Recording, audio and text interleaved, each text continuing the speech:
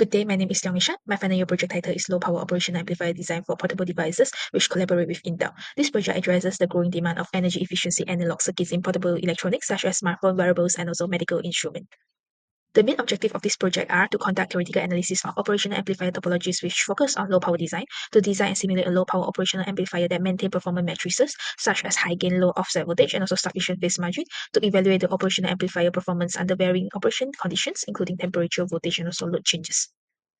This project adopts a simulation-based approach which involves modeling, schematic design, and performance validation through simulation rather than physical prototyping. The design process includes analysis of analog circuit behavior, implementation of low-power techniques such as current mirror biasing, compensation strategies to ensure phase margin stability, and also performance validation under PVT, process voltage, and temperature variation. The main electronics design automation (EDA) tools used throughout the project is Cadence Virtuoso, a widely adopted platform in the semiconductor industry for analog and mixed signal design. This software was provided by Intel Microelectronics. Cadence Virtuoso was chosen for several key reasons. The industry standard. Cadence Virtuoso is the industrial gold standard for analog, digital, and mixed signal IC design. It is used by major semiconductor companies around the world, including Intel, to develop commercial-grade integrated circuit. It also has high accuracy. The simulator offers accurate transistor-level analysis, which is essential for the analog design, especially when working with small signal responses, biasing schemes, and also stability consideration. It also has advanced simulation capabilities. The tool supports corner analysis, parametric sweep, transient, AC, and DC simulation, all of it which were necessary to validate the amplifier performance across various supply, voltage, and temperature conditions. In summary, Cadence Virtuoso was the most suitable tool for this project due to its precision, industry relevant, and comprehensive feature sets, making it ideal for the low power analog design work required for this project. First, we open the IO Session Manager, which is a tool used in EDA environment to open the Cadence Virtuoso later. Then we open a new VNC. First, after we enter the VNC, we right-click to open a new terminal. Then we need to go to the current location through command and set up the environment, which is important to set up the path correctly that configure the environment of Cadence tools. After that, we're able to enter the Cadence Virtuoso. Then we enter the library manager directory. I find my own library, then I press file and create a new cell view and test bench for my design. And this is the previous design that I made. Then we enter the library manager directory. Then we enter the cell view and we start to design the circuit. We press the I to insert the PMOS, NMOS, and also the VDC. From the libraries, we will pick the most suitable one. Then we press W to connect the PMOS and NMOS. Basically, this is my design for NMOS two-stage operational amplifier with compensation. This is the current mirror, which acts as biasing circuit in the operational amplifier. Its main function is to provide a stable bias current, ensures that a constant current is supplied to the critical part of the amplifier regardless of the changes of supply voltage or temperature. This is crucial to maintain a consistent performance. We can control the current of the current mirror by controlling the resistance too, but which is changing the width and also the length. This is the limitation which we cannot change the resistance straight away. We need to change the width and length to change the resistance. When the width increases, the resistance decreases, and the length increases, the resistance increases too. Besides, current mirror also enable power efficiency by using current mirror instead of fixed current source. The circuit consumes less power, which is aligned with the goal of design low power operational amplifier for portable devices. Besides, mirror and distribute current. The current generated in one branch is mirrored to another using matched transistor, which simplify the design, which help to maintain the current balance in the amplifier differential pair and also the gain stages. Then the second stage is the differential input amplifier. The primary function is to amplify the differential input, is take the between the two input of the positive and also the negative signals and amplify it rejecting any common mode noise or interference.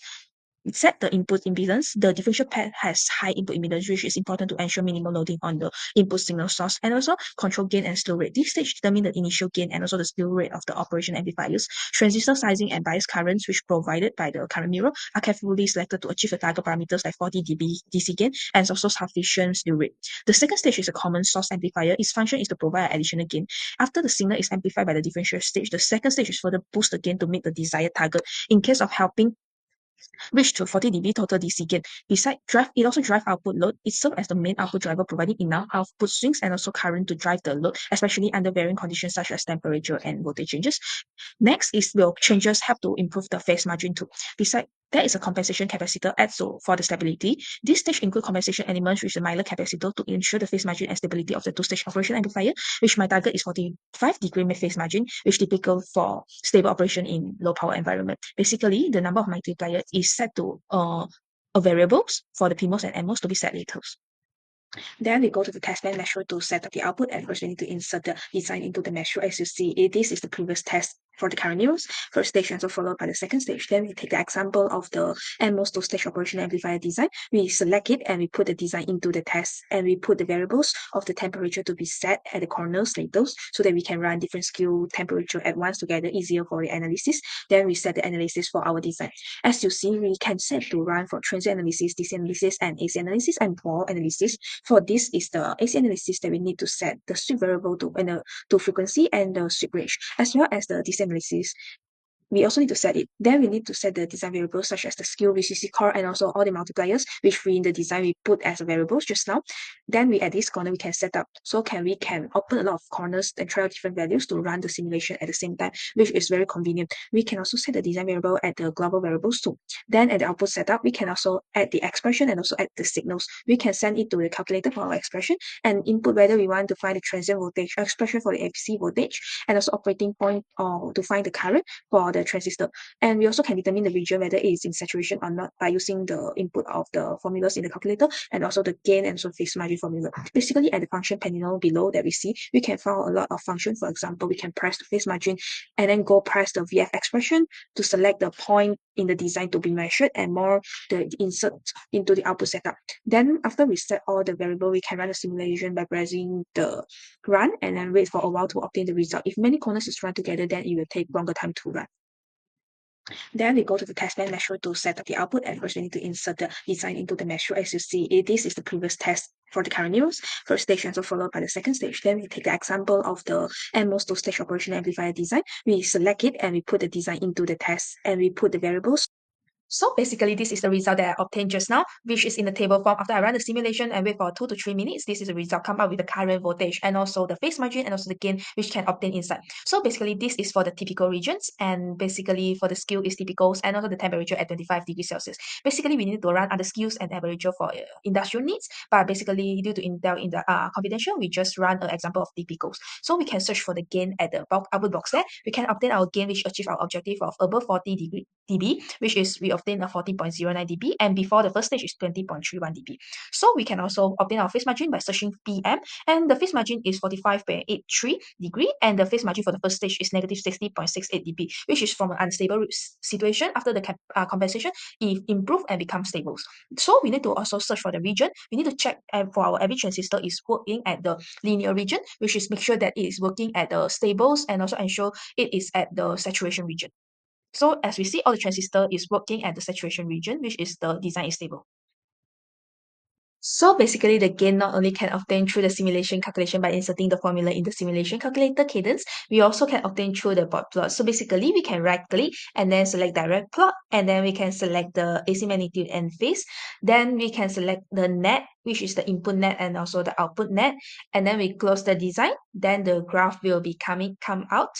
And basically, this is the graph, and we delete the unnecessary plot, and then left two, which is the phase and magnitude plot, and then we need to separate it for more easier view. So basically, we can right click and also we can split strip, and then select family. It will split, and then we can press a V at the keyboard, and then we come on the cursor, so we can measure the value of the gain and also phase margin. So basically, it can obtain through the plot which the crossover frequency which phase plot crosses 180 degree to obtain the gain at phase crossover frequency through the gain plot at the frequency. The gain margin is differences between 0 dB and the gain at the phase crossover frequency.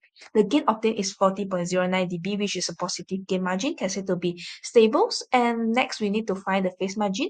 Basically, the phase margin can be identified the gain crossover frequency, which is frequency at which the gain plot crosses 0 dB.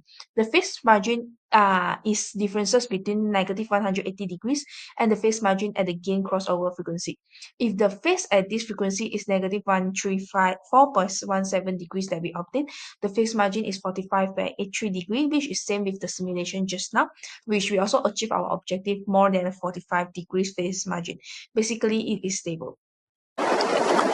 So basically, after we run the simulation just now, we right click and select our transient analysis. So it will come out. We select the net that we wish to observe, which is V in positive, V in negative, and also V out. Then the graph will come out. So basically, we can pull out the V out for easier observation. And basically, this is the transient response. Why we need to run the transient analysis? It is essential for us to evaluate the operational amplifier behave under the time domain, especially when the input signal change rapidly. In the project analysis, is used to measure the rise time and also fall time offset. So basically, the rise time is takes the output rise from the low voltage to high voltage, which we take the 90% of the final value, which is 0.77 times with our 90%, and we obtain this. Then we press A and B. Basically, we can observe the differences, which is known as the rise time of offset. Basically, and for the fall time also the same. So we can also press Control and scroll up, basically to enlarge, and then scroll down to scroll up and scroll down to control the enlarge and make it small. And we can press F to fit it, and we can press Shift and move up. It will move in wider and narrower. So basically, we can use this function to changes and observe and enlarge it to see in more details, to plot the point at more details.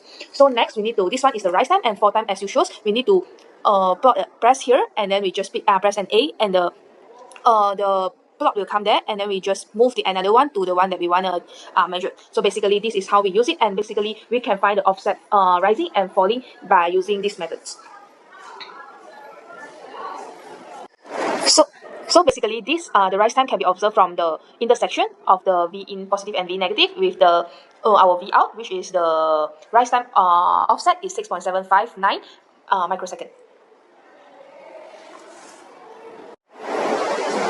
So basically, this is the DC response, DC analysis. So basically, as usual, based on the simulation just now, then we right click and select for our DC analysis. Then we pick the net that we wish to observe for the DC responses. So we pick the V in net, V in negative, and then V in positive, and also V output net. And basically, it will come out the graph for the V in negative, V in positive, and V out. So basically, we can split the graph by pulling out, and we can combine it and by pulling in. So basically, it is very flexible by using Cadence tools. And why we need to run AC analysis? Because we need to examine the steady state behavior of the operational amplifiers, especially when there is no changing signal over the time. So we can determine the input of the offset voltage based on the DC analysis, which is the difference in input voltage needed to make the output zeros. So, and ideally, the op-amp should output 0 volt when both input are equal, but due to transistor mismatch or imperfection, a small input voltage is still required, which is known as the offset. So it affects the precision and accuracy of the op-amp. And in low power design, even a small offset can lead to incorrect signals. So we need to run the analysis and obtain the offset voltage. So this is to ensure the design robustness. So basically, we run transient analysis is to observe dynamic behavior, measure the rise for time, and ensure fast, accurate response. While for DC analysis is to measure the input offset voltage, evaluate statistic accuracy, and ensure design reliability. So basically, we can select the point by pressing A, and we select another point to pressing B. And basically, as we need to measure from the 90%, so basically the value is, the difference of the voltage is 2.4 millivolt, which is the offset voltage. In conclusion, throughout this final year project, I have successfully designed and simulated a low-power CMOS operational amplifier tailored for the portable electronic application with the support and collaboration of Intel. I have access to Cadence Virtuoso, which play a critical role in success of my project. Cadence Virtuoso is an industry standard electronic design automation (EDA) tool. It provides the precision, flexibility, and reliability required for advanced analog circuit design.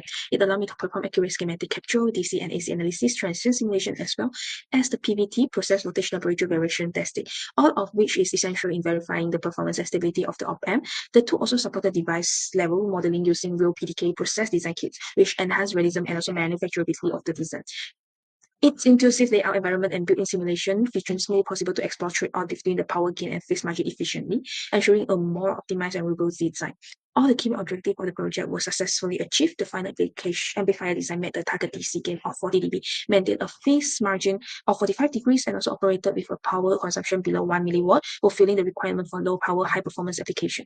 The amplifier also demonstrated stable performance across varying environmental and electrical conditions, validating its suitability for integrating into modern portable electronics. Overall, this project not only enhanced my technical skills and also analog IC design, but also provide valuable experience using a professional tool that widely adopted in the semiconductor industry.